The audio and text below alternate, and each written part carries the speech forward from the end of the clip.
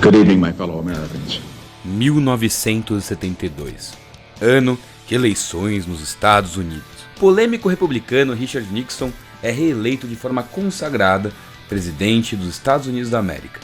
Tudo deveria voltar ao seu normal após as eleições, mas havia uma ponta solta, uma ponta que poderia fazer desmoronar a presidência de Nixon. Police arrested 5 men in the Watergate with bugging equipment and copying cameras. Esse evento mudou a história. Essa é a narrativa da ascensão e queda de Richard Nixon e o escândalo de Watergate.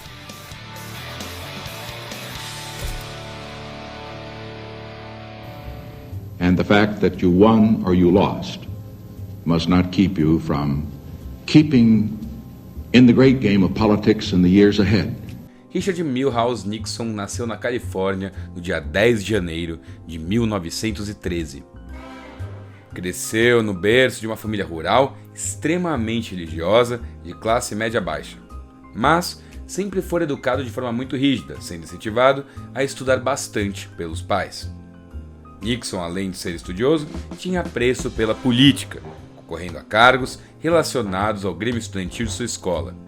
Bom, esse esforço foi recompensado, pois em 1935 recebeu uma bolsa de estudos completa para estudar na prestigiada Universidade de Duke, uma das melhores do mundo, onde graduou-se em Direito, sendo bem respeitado dentro da sua profissão.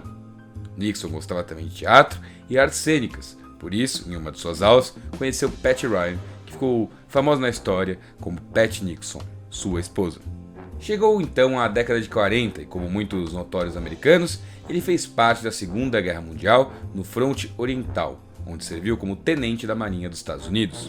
Em 1946, foi para a reserva e suas relações políticas feitas na Marinha e sua capacidade como jurista fizeram com que fosse um nome interessante para disputar o cargo de representante do 12º Distrito da Califórnia. E ele foi eleito, e ali então começou uma das carreiras políticas mais velozes da história dos Estados Unidos.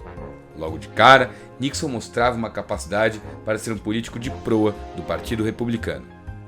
Foi eleito em 1948 e apenas 4 anos depois de sua primeira eleição, virou senador pela Califórnia.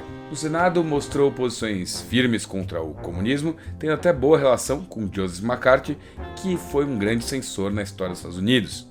Também era um crítico ferrenho do presidente democrata Harry Truman, embora fosse simpático a direitos civis. Bom, em 1952, apenas 6 anos depois da primeira eleição de Nixon, o grande nome americano dos Estados Unidos na Segunda Guerra Mundial, o general Dwight D. Eisenhower, resolve tentar a sorte como candidato do Partido Republicano à presidência. E ele buscava para vice um perfil jovem, anticomunista e que fosse de um estado importante. Ou seja, Nixon era o candidato perfeito. E assim, a chapa Eisenhower-Nixon foi eleita nas eleições de 1952. Nixon teve importância no governo do antigo chefe supremo das Forças Aliadas, resolvendo questões políticas a nível internacional e sendo uma espécie de articulador entre a Casa Branca e o Capitólio, uma figura meio Dick Cheney. E esse processo de destaque fez com que Nixon se tornasse um político de envergadura nacional e profundamente conhecido. Em 1956, o mesmo foi reeleito vice-presidente da República e em 1960, Nixon praticamente foi conclamado para ser o candidato governista. E realmente o foi, mas pela frente tinha um grande desafio: John Fitzgerald Kennedy. Kennedy era mais talentoso, carismático e ia bem nos debates e, em uma eleição acirrada, derrotou Nixon.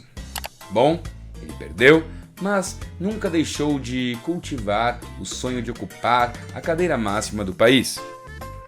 Então, em 1962, resolveu concorrer para o cargo de governador da Califórnia. Acabou derrotado e muitos acreditavam que a importância da carreira de Nixon estava no fim. Mas a história se impôs. Here is a news bulletin from the CBC television news service. Here is a picture of President Kennedy and his wife taken just before he was shot today in Dallas, Texas. CBS says he is dead. Em 1963, Kennedy é executado em um atentado. E Quem assume é Lyndon Johnson, que termina o mandato. Muito bem, nas eleições de 1964, apoiou Barry Goldwater na eleição contra o presidente Johnson, mas Lyndon Johnson acabou por ganhar de forma acachapante. Entretanto, em meados de 67, Nixon pôde observar o movimento de cansaço das pessoas com a Guerra do Vietnã, e ele era considerado um bom conhecedor de política externa. Muitos acreditavam que ele fosse um nome interessante para o país, e assim resolveu testar agora, em um novo ambiente político, uma segunda chance para concorrer às eleições a presidente em 1968. Dessa vez, deu certo. Ele foi eleito com seu companheiro de chapa chamado Spiro Agnew. Guardem bem esse nome. E bom, o governo Nixon fez algumas coisas importantes. Encontrou um desfecho para a Guerra do Vietnã e se aproximou da China, assim como encontrou-se com o líder Brezhnev da União Soviética. Porém, Nixon daria amostras que seu governo era altamente corrupto. Então que em 1972, ano de eleição, há uma esquisita apreensão no complexo Watergate, na cidade de Washington. Oficiais de baixa patente foram apreendidos por tentar colocar escutas e fotografar documentos no comitê do Partido Democrata. Isso no meio da campanha eleitoral.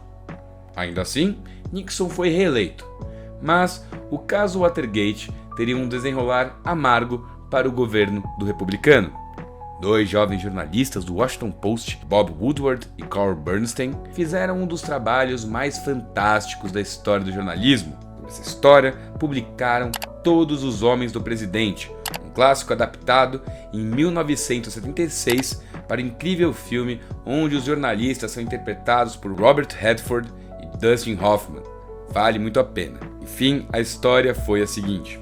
Eles pegaram esse caso de Watergate e montaram um verdadeiro quebra-cabeças, bem complexo e que envolvia muitas pessoas. Foi um trabalho de anos. Eventualmente, eles conseguiram provar que aquelas 5 pessoas de Watergate tinham conexões diretas com o Salão Oval da Casa Branca.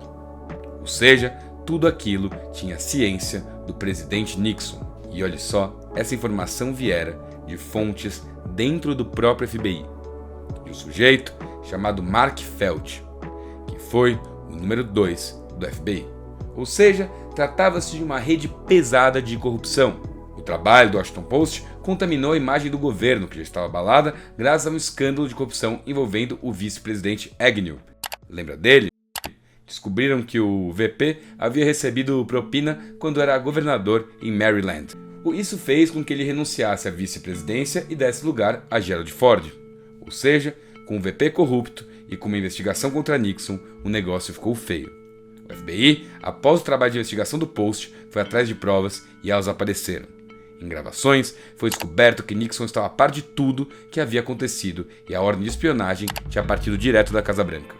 Foi descoberto um grande esquema de espionagem secreta e ilegal mantida por Nixon. E essa investigação trouxe à luz para um monte de outros problemas de sua gestão: aparelhamento de agências governamentais, fraude fiscal e etc. Enfim, em 1974, seu apoio simplesmente evaporou no Capitólio e tanto republicanos quanto democratas estavam dispostos a seu impeachment. Muito bem, no dia 9 de agosto de 1974, Richard Nixon renuncia à presidência dos Estados Unidos. I shall resign the presidency effective at noon tomorrow. Vice President Ford will be sworn in as president at that hour in this office. Saiu como um dos presidentes mais odiados da história. No seu lugar, o único vice-presidente não eleito a subir ao cargo máximo nos Estados Unidos, Gerald Ford. Nixon resolve então ficar mais sossegado aí nos seus últimos anos de vida, até que falece no dia 22 de abril de 1994, após um derrame, aos 81 anos de idade. E bom, é isso aí, galera. Eu espero que vocês tenham gostado deste conteúdo. Se você gostou, deixa um like, compartilha, manda para as pessoas. E se você gosta do canal, se você gosta do conteúdo que eu faço aqui, considere se inscrever e ativar o sininho para receber todas as notificações. E acima de tudo, muito obrigado por nos assistir. Um gigantesco abraço e tchau, tchau.